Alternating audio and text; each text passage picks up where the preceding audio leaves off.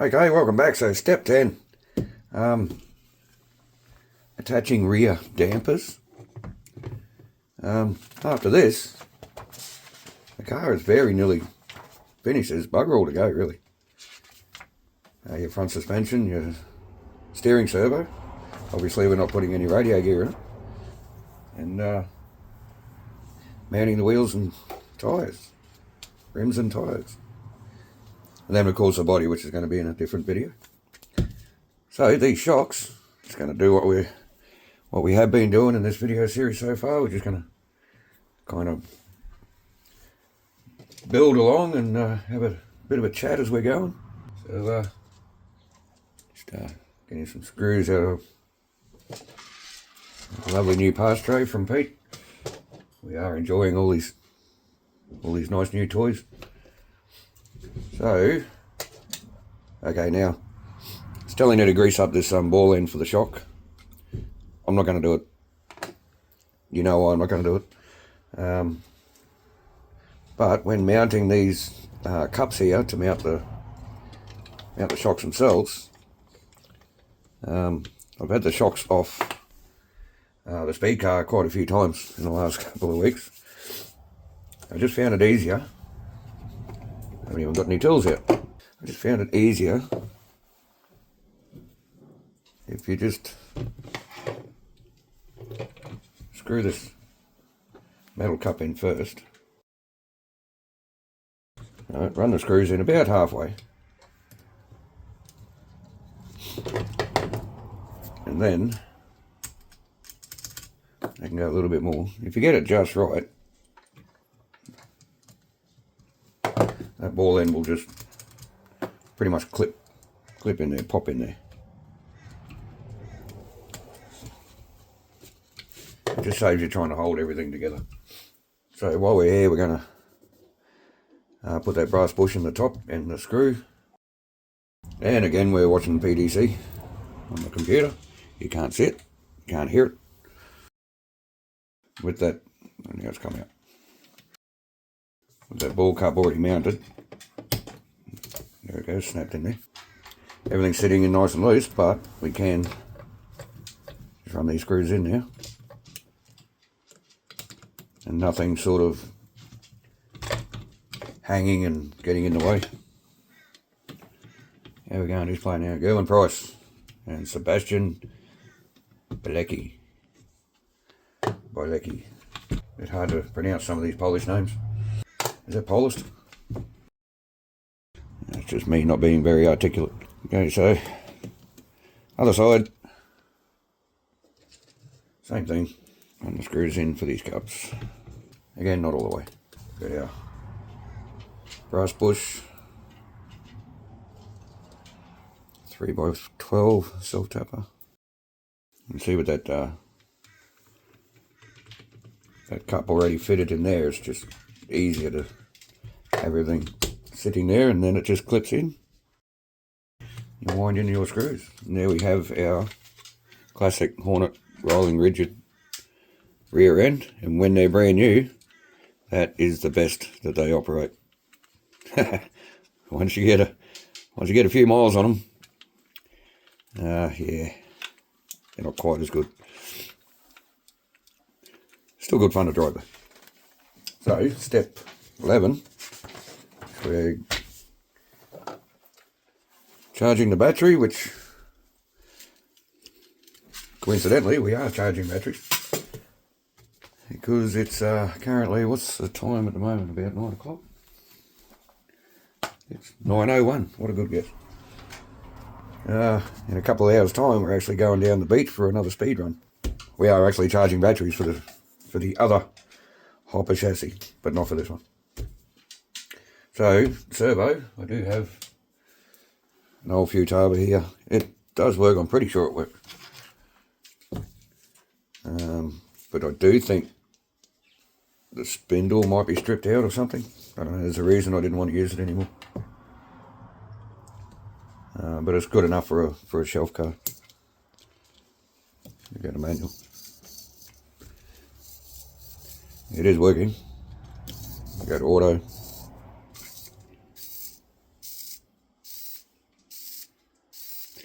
Then we'll go back to central or neutral. And we're good to go. Of course, here they're showing you to hook up all your radio gear. That's why they tell you to charge the battery, so that you can set your servo. But I've said it 1,000 times before, with one of these, just makes things so much easier. Especially if you don't actually have any radio gear to go in it while you're building it. Alright, servo saver. This servo already has a screw in it, which is actually a machine thread. So I am going to use this screw.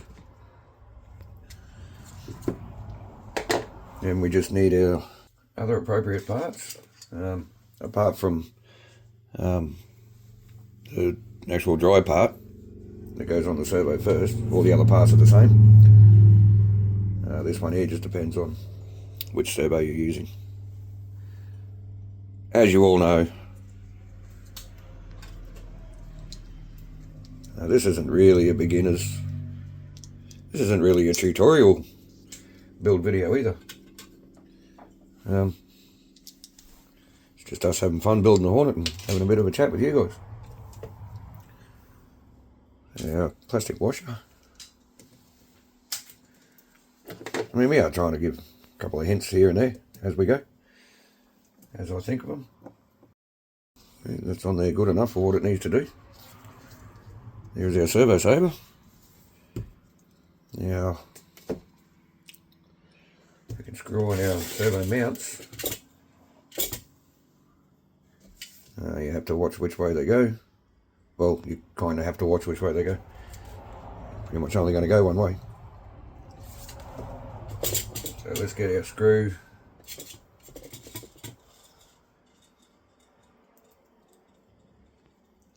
And our washer. And let's just see, one side's got this rib sticking out, so you want to screw it into the ribless side. Let's call it the Eve side, or the Adam side. It'd have to work somehow. I really don't write scripts for these videos. Stuff just comes out of my mouth as it comes to my head. Okay, so by screwing the screw into the post first, I don't even know if you saw that. I'll do it on the next one for you. You can, when you've got servos with open ends like this, obviously doesn't work on servos without open ends, but screw the screw into the servo post first, leaving enough room between the post and the washer, and you just get the washer on the right side, bring it into the hole in the servo there. This really isn't hard to do. It's just fighting me because I'm trying to do it on camera. And just clip it in. And it won't fall out. So that saves you having to hold the post and line up the screw with the servo and the post at the same time. Lots of little cheating tricks I've found over the years, just to make things a little bit easier for yourself. So, your steering arms, which Zach has kindly already made up for us. Yes, your arms have to go on a specific side. There's a short side and a long side. But don't think into it too hard, you know. Don't think about it too hard. Okay, your servo drive is offset, right, to one side. So, this side of the servo being the long side, this side being the short side. Short arm goes on short side. Long arm goes on long side. No need for confusion. Okay, so that was simple. Now we can mount it into the chassis. Before I do that, I'm going to mount this body post. How are we for time? 12 minutes, that's not bad. And what are we up to in the stars? Rob Cross and Christoph. Good chick. Kachuk, I think his name is. Apologies if we have any people from Poland watching our videos and you listen to me absolutely destroy these people's names. Sorry about that. If I was allowed to have the sound up when we were recording the video, then I could hear the commentator pronounce the names and then I'd probably get them right. So I'm just using the box wrench I'm trying to use the box wrench to... It doesn't really want to go in there. So just to do up this body mount, don't do it up tight just yet because you do need to line up that body bin hole. Yeah, it says to put it sideways actually. Pretty well got that spot on right from the start, so we can nip that up. I'm actually curious about that. Any of you people from Poland? Put your hands up. So, this bit I always found a bit tricky. Only because where the screws have to go, they're like really deep recessed into that chassis. And I just can't get in there with my heartbroken fingers. But I can just hold the chassis with one hand and kind of maneuver the servo with my fingers just till I get that first hole lined up. And then we just, you can see. So, there you go. I kind of wish there was a new servo, being a brand new build. But that's okay. It's only in there to keep the wheels from flopping around when it's on the shelf. So that was step 14, and also in step 14 you can see they're asking you to put these screws in for these Nerf bars. Now, you remember we put them in way early on and they didn't get in the way, so there's another tip for you. Now, we can put this chassis aside for a second because it's telling us to put all our radio gear in, which we're not going to do. So we need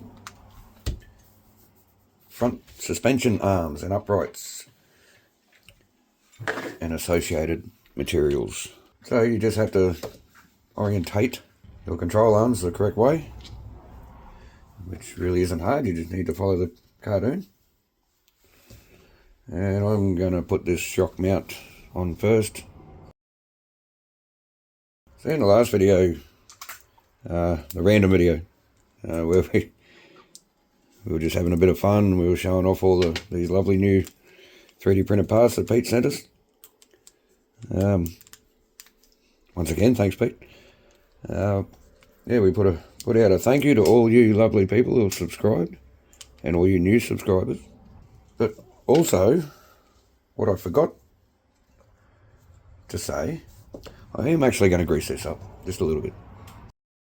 What I forgot to say was comments on videos.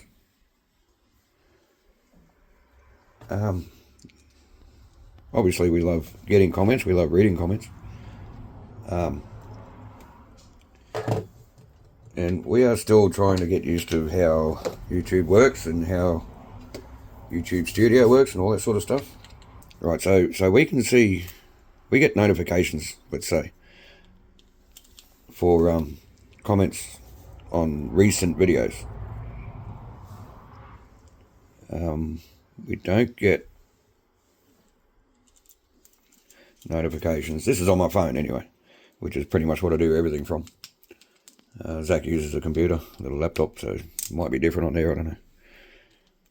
But I don't really get notifications for comments on past videos. Every now and then they'll just randomly pop up. And when I do, when I see them, I give them a like and respond as best I can. We do try to respond to every comment, but what I'm trying to get at is if we don't answer your comment or at least respond to it, don't feel bad. It's not Not that we're ignoring you. It's very, very likely we just haven't seen the comment yet. Because unless we go back through each and every video every single day, we just have to wait for those random notifications for when the comments do pop up. There probably is a better way to do that. But like I said, we're still learning. Oh, that was that step 16. Oh, there you go. So our two front uprights all together. You do have to make sure you get the sides right, otherwise they're going upside down, back to front, which apparently still works, but it's not quite right, is it? So, and my drill's downstairs. So I'm going to wait for this Harley to go past. So I'm going to do my usual trick and chuck a thread tap through this arm, M2. Now if you're wondering, it doesn't matter which side you come from with the tap. It's not going to tap a backwards thread. Believe it or not, I have had some people ask me that. Okay, I love doing that because it makes it so much easier to get these small ball connectors in. You can actually just start threading them in by hand. You don't need your box wrench if you can actually get your fingers to work. The instructions tell you to put these ball ends in this step, but look, you can't spin your box wrench all the way around. You've got to keep taking it off and putting it back on. I simply just forgot, but when you get to this stage, just put your ball ends on in this step, in step 16. Makes things a lot easier. What I really should do is find... Actually, no, you can buy them. You should get one of those jewelers screwdriver sets. They got tiny little hex drivers in there. It'll be one to suit these ball ends, ball connectors. Right, chit chat. So our bottom shock mounts receive this steel bush. I don't know why they mix up steel and brass for all their bushes, but they do. So it's telling us the screw needs to come in from the front, so we're doing that. And as you know, the Hornet is an upgrade to the Grasshopper, but not just because it's got the bigger motor and the oil dampers on the rear, but also they give you actual steel flange nuts for these suspension pieces. The Grasshopper has plastic flange nuts that are on the A tree, I believe. Can't remember the number, but yeah, there they are right there, which I absolutely hate. A5. A5, there you go. It was a low number. I absolutely hate those things. When we built, well, every Grasshopper that we built, where you need to use those A5 parts, the plastic nuts, we don't even cut them off the tree. We just go into our spares box. I put that on the wrong way. It's supposed to go in from the front. There we go, into our spares box and get out some flange nuts and replace them. So there you go, that's another upgrade from the Grasshopper, in case you didn't know. Oh, grey tray's done. So we need parts for, to put these suspension arms in, our front bumper, which I think is still in the box, which is underneath your feet. Or it could be in this tray here. I'll use this one until you find it, mate, okay? I was having so much fun, I forgot to watch the time. Alright, so yes. Boss Zach just pulled me up that's going to be it for this video. Next video, step 18 and 19. Actually, we're going to finish the car in the next video. I don't care how long the video is, because that's all we got to do, really. Put these front suspension arms in, front bumper, front springs. We'll have a bit of a chat about these spacers on the front springs. And chuck the wheels on, which Zach is assembling right now. We're not going to do that on camera because we do have a separate video on how to put those 3-piece wheels together. And then in the video after that, we get to paint the body. So, thanks for watching. Thanks for your support. Have a great day. See you in the next video.